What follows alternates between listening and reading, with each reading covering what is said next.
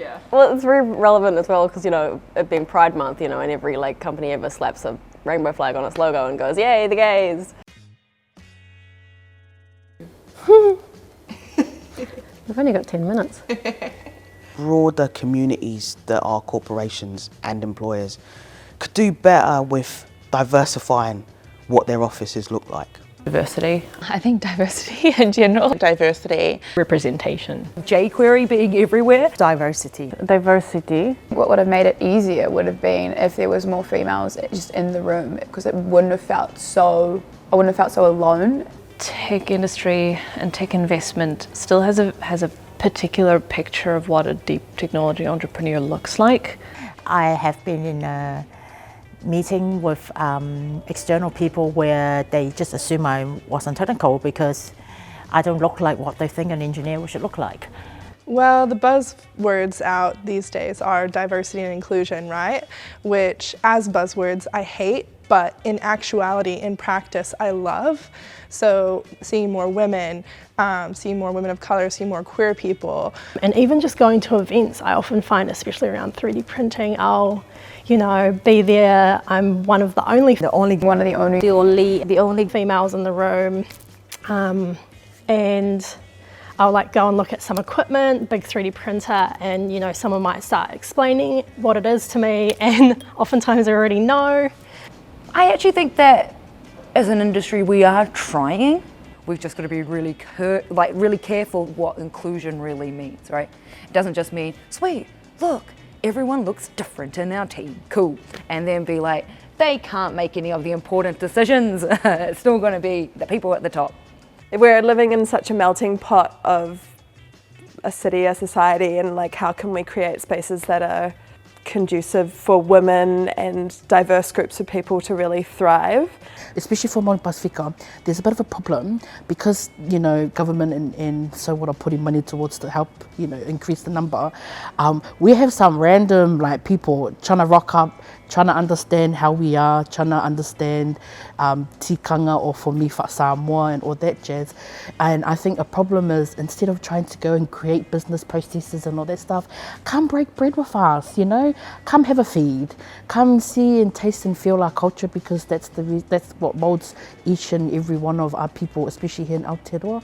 But if you have leadership driving these initiatives, it does make a difference in terms of how people from the ground perceive the entire workplace that they have and the entire industry that they work in.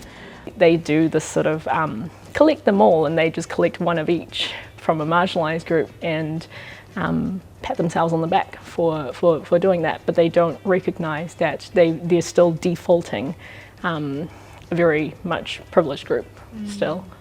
There's a lot of tokenistic and performative attempts to overcome diversity and equity and inclusion, but there's not a lot of ownership, accountability, and therefore developing the whale in which these tech companies are, these houses in which these tech companies are. They're not willing to, or they don't have the capacity or don't value the work that they need to do to ensure that that actual whale is safe before they start doing, let's get a whole bunch of internships going on, let's do this talk. It's like, let's do the low-hanging fruit work, but let's not actually change the system in which is creating the conditions so when those that are coming through from minority or marginalised groups, they are actually able to feel safe. You usually chat with these lads, right? And then you're used to, like, when they talk about something, you're used to ask, oh, what were you guys talking about? And then there will just be some times when they'll go, it's a guy thing. You don't need to know about it. So and that just happened to me. I can't even count how many times now. Also, I'm really concerned about like some of our Māori students. They will go for jobs, junior dev jobs, and they sometimes get told that they would like them to do a lot of cultural things, you know, like teach the company, you know, Māori culture, or, you know, and I'm like, no, hire someone for a role to do that. I don't want one of my students going in there being like, oh yeah, I'm being a junior dev and I'm doing this whole thing too, right? That I'm not a fan of. And with the tech industry, it's extra loaded because technology is primarily going back to the 80s and the 70s. the domain of cleverness is very male. And so I feel the power dynamics, and I feel the cleverness and the guarding of information. All of that is infused by this deep human bifurcation of these stories that are driven by this notion of gender, which I believe is fluid. And we go to university and we study software engineering for years, and we don't go to university and study and understand human relationships. Currently, like, frustrates you, or what do you think we suck at? Something else would probably be bias and also ethics in tech. Another big subject. But just because there is something that can be marketed doesn't mean that it's what we should make. What I'm concerned about currently, there is like deadline-driven development kind of feeling. Like we have to race, we have to be the fastest, we have to be those who discover it. Someone who does it well, like someone who you're like, oh, this is a cool company or cool particular. Am I allowed to say Storio? I love Storio.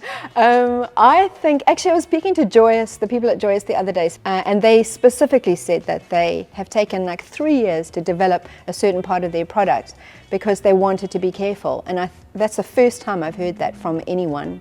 It takes so long to really be careful and do it manually. What comes to mind is Lauren Peake from Multitudes. Yeah, I think she's just really inspiring in her, I guess, her values and her principles and her vision. And just really hopeful and excited about all the people who, again, like today or yesterday, 30 amazing women and gender diverse folks in tech who are like doing awesome shit, and like just knowing that if we have these people, we will be okay. I think that's kind of where I hang my hope code on.